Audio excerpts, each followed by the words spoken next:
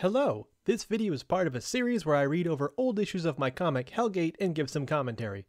Hellgate started in 2003 when I was 15 and ran till 2009. You can read it for free at jaegercomics.com. This footage was captured from my streams over at twitch.tv/Jaeger_comics.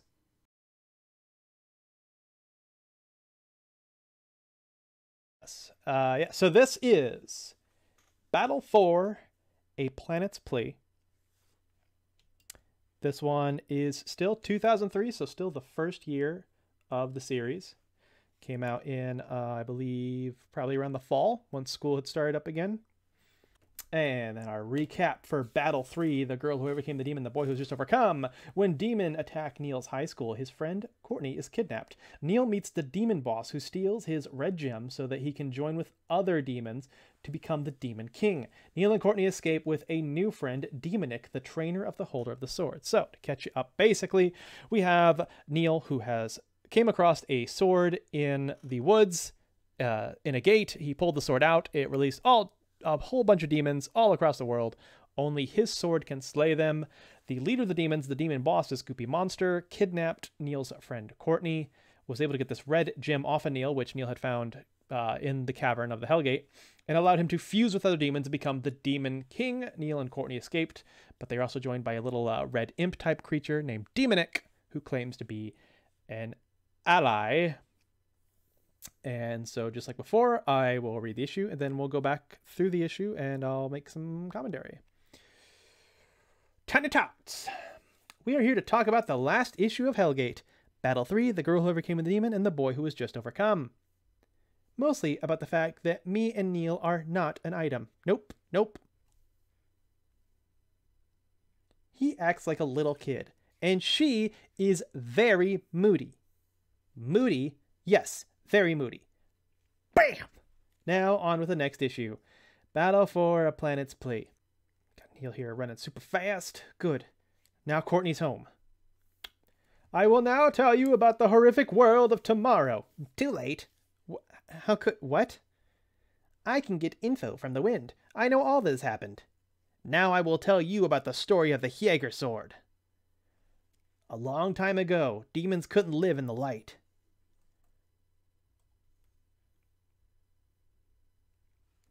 So God shined a little light in hell, but the demons became immune to the light and broke free. And what you now call Germany was your great-great-something grandfather. The man known only as Jaeger was given the sword by God himself to slay the demons on earth. The sword was then used to seal the gate, till you pulled it out. Who, me? And we transition to a phone call and a wall of text. We'll get into my issue with that.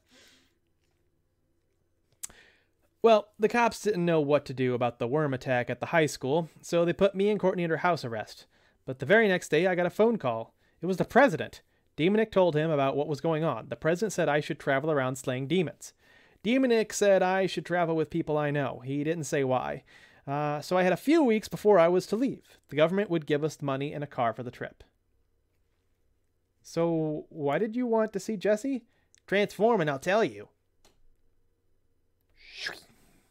Your clothes changed. Yeah, Demonic made it so that whenever I transform, my clothes change to this. Now to transform Jesse. I can transform Jesse into a fighting partner. Ready? Wait, what are you? Shine. And then we have a little bio on Jessica Evans. Actually, it's a... I didn't realize I put Eden's in here. I actually decided against that, and I'll go into that later. Age 14, birthday June 2nd. I don't even know that I would remember that if you had asked me that before this moment. And we have a shiny new Samurai Jesse. Now fight! Got it! Right. We get our first sword-on-sword fight of the series.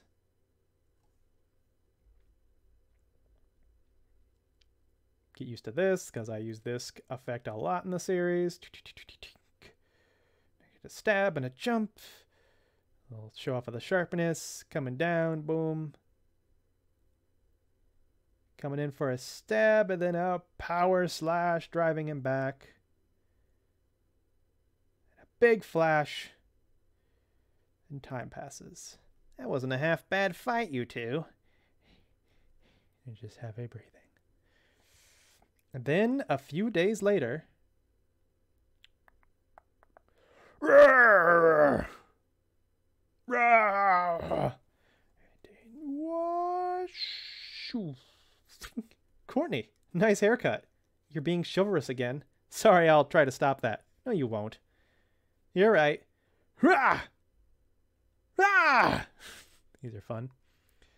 And cut down the middle.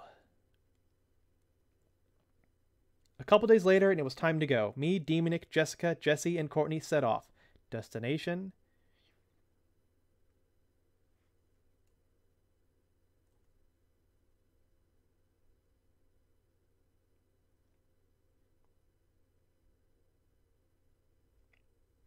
And next time on Hellgate, Battle 5, Peepers Tom. When a peeping Tom turns out to be Peepers Tom the Demon, Neil is forced to face himself. And here is the promised Demon Translator. So this only works for the first 10 issues. After that, I kind of revamped it a bit. But if you had this, you can basically not only read demon letters, which you've seen on like the cave walls of the Hellgate and on the Hellgate itself. But if you look at the red letters, that's whenever the demons are speaking phonetically, you can translate that over to the black letters, and that's how you get it into English. So there's two versions. There's, you know, the top row is the English alphabet. The red is the phonetic alphabet for the demons. So when they speak, you can actually say it. And then the symbols are their own thing. Is demonic red? Yes. Although these colors aren't canon anymore. That's not how I color. I kind of changed how I colored him over time. But he has more yellow on him now than he does in this iteration. So commentary. So first we have this cover here, which I tried to do this effect where like the shine coming out from them is the only like bit of color you get. Unfortunately, like one, it'd be helpful if these lines were like straight, right? These are all crooked lines, but like it's Microsoft Paint, you know, I couldn't even zoom out to see the full image at once, you know? So there was no making a perfectly straight line in Microsoft Paint. And also Jesse's facial design here, the way his eyes are, is different than the actual issue, because I make the covers, as you can see, judging by issue 5's cover being in the back of this comic, you know, I make them an issue early. So sometimes my art style would change a bit before I got to the actual issue the characters appear in. But speaking of art style, right around this time, I got a bunch of books called How to Draw Manga, and I still have them, and I do reference them from time to time. They're very good instructional books on all types of subjects. And so it definitely had an influence on my art style. And also at this point, you know, I'm still in high school. My art was changing very rapidly back then. But yeah, it's very noticeable that this is sometime later. We still haven't even gotten to the big changeover with the characters, which came because of an animation class I took in high school. We still have, we're seeing like some of the basis. Neil here still has like the shaved sideburns, which is not a thing in his design anymore. He has a random amount of spikes on top, 2 in the front, which that still exists to this day, but it becomes more standardized very shortly and stylized over time. This first section here with the tiny tots, that's because the How to Draw Manga book I had decided to translate chibi to tiny tots because chibi wasn't as widely known at the time yet. So that's why I call them tiny tots when really it's just chibi. But that term wasn't widely used in the West yet.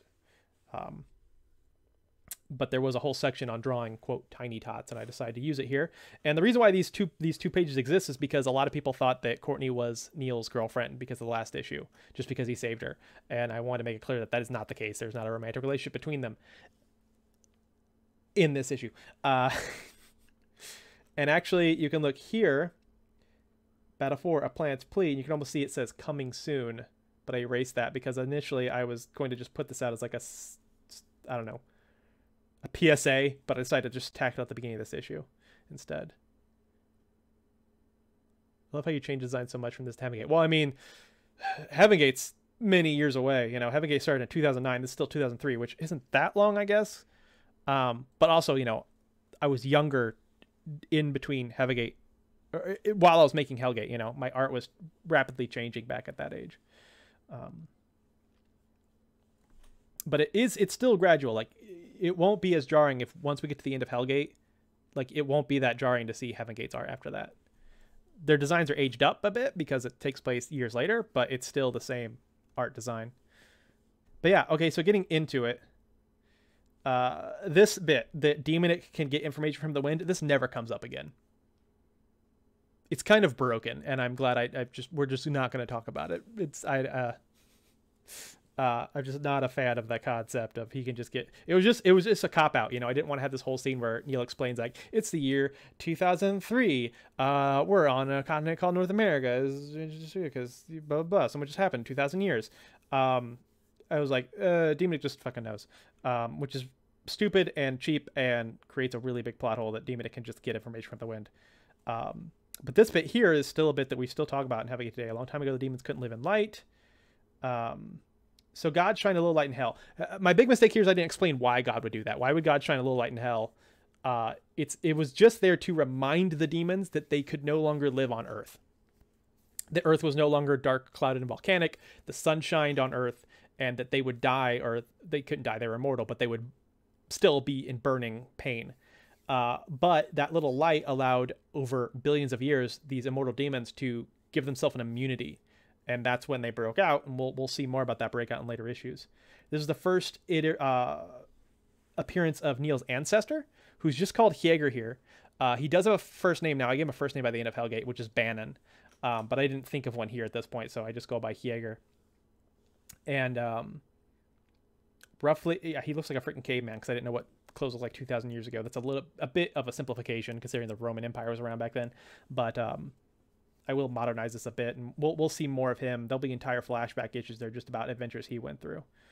And then this I got a lot of issues with this wall of text here. One, it breaks the rule of show don't tell in a comic.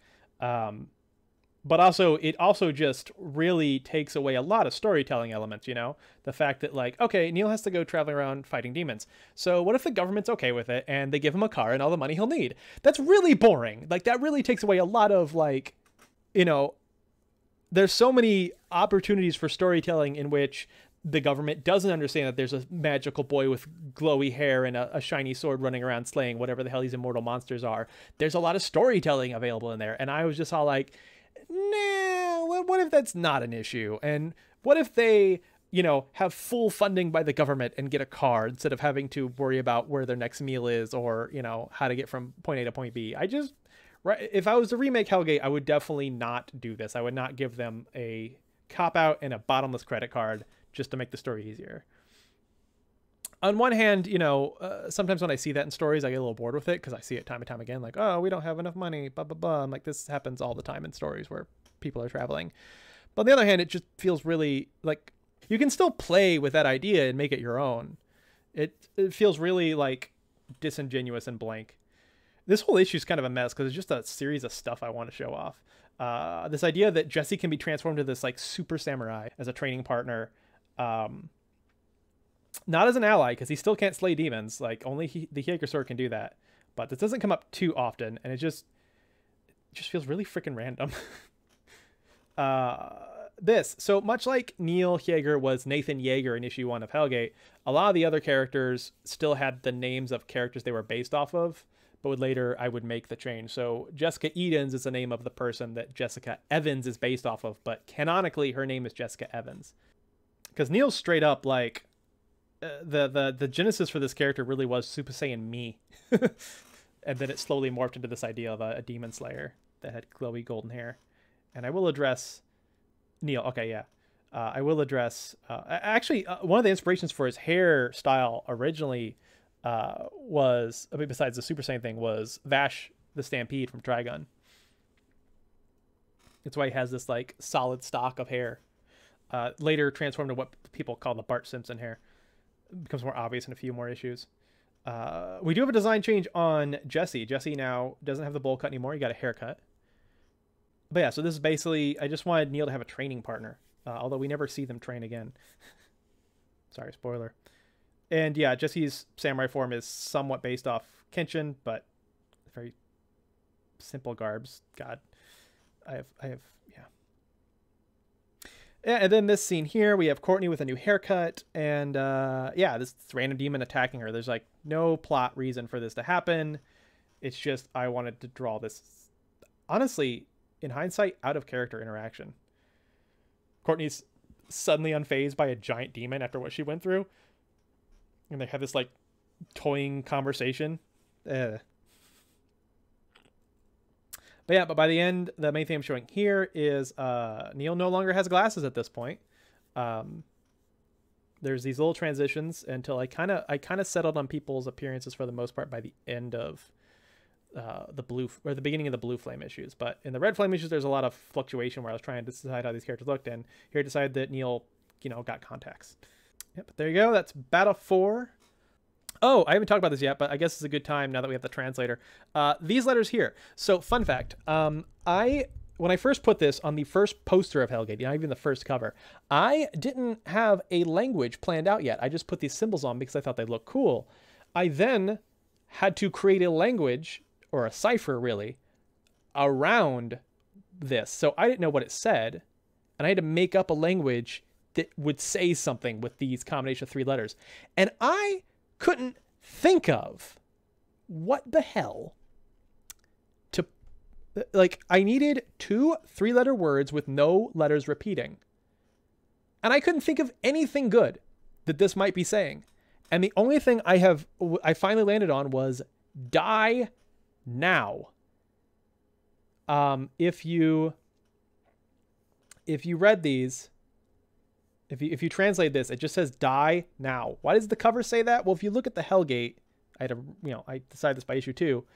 Die now says at the top of the Hellgate, which I guess is a warning of like, don't open this gate, but it's really dumb.